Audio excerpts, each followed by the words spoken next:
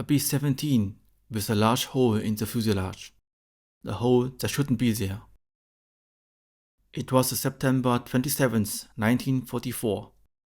The 351st Bomb Group's mission number 210, and the target was Cologne, Germany. One of the B-17s was aircraft number 4298004, piloted by Captain Jerome H. Geiger and his crew on that mission. It was the 22nd mission for the B-17. The takeoff time was scheduled for 0620 hours, and there were no problems with the plan. The group attacked Cologne at 0937 hours, 1 minute earlier than planned. The flak over the target area was reported moderate and accurate. 5 B-17s of the 351st Bomb Group were damaged by flak.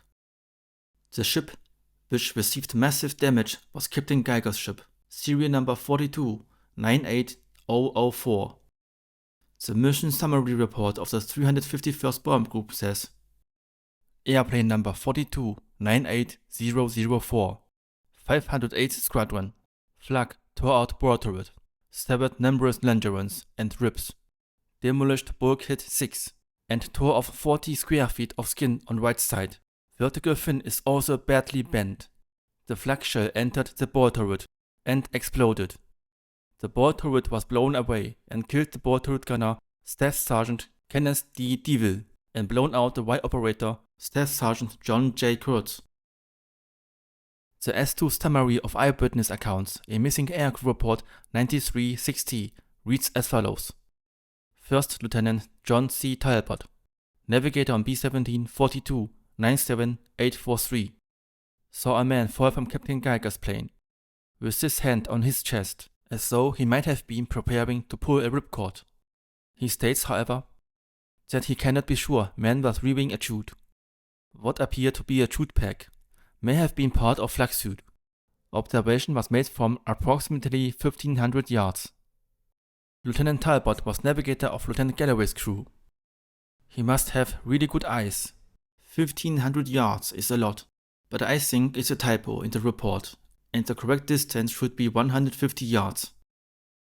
But somehow, the B-17 held together and didn't break apart. Captain Geiger brought the aircraft back to base.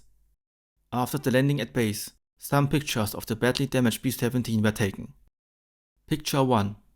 First Lieutenant Charles A. Hubble Jr., navigator, and Second Lieutenant Frank Rising, bombardier, examining the damage done to a Boeing B-17 Flying Fortress by anti-aircraft shell shortly after bombing the marshalling yards at Cologne, in the Ruhr Valley, 27th of September 1944. Picture 2. The co-pilot, Second Lieutenant Winfield F. Muffet, examined the damage done to a Boeing B-17 Flying Fortress, caused by flak after bombing the marshalling yards at Cologne, in the Ruhr Valley, 27th of September 1944. The top of the fuselage, hanging by a strip of metal, is swaying in the wind. Picture 3. 3 of the crew that brought back from Germany, one of the most flak-battered Boeing B-17 Flying Fortresses ever, to be returned to England from the bombing attack on the enemy. They are Second Lieutenant Winfield F. Muffet, co-pilot, Sergeant Walter G. Ingison, tail gunner, and Staff Sergeant James M. Pierce, waist gunner. The fourth, piloted by Captain Jerome H. Geiger, received a direct hit by an anti-aircraft shell shortly after bombing the marshalling yards at Cologne, in the Ruhr Valley, 27th of September 1944. Captain Geiger's statement in the missing aircrew report 9360 reads as follows: I, Jerome H. Geiger, was flying as pilot of aircraft number 4298004, which was flying in lead position of the low squadron on a mission to Cologne, Germany on 27th of September 1944. About a second after bombs away, 150 millimeter flak hit my plane, knocking out the ball turret, denting the tail, and destroying the superchargers and radios. The ball turret gunner was killed instantly, his body literally blown to bits. And the Y operator fell out without his parachute. The rest of the crew and plane returned to England without further incident. What he didn't know at that time: The Y operator, Staff Sergeant John J. Kurtz, was viewing his chute, landed safely, and became a prisoner of war. In March 1946, Staff Sergeant John J. Kurtz added his statement to the Missing Aircrew Report number 9360. Here is an excerpt from his statement.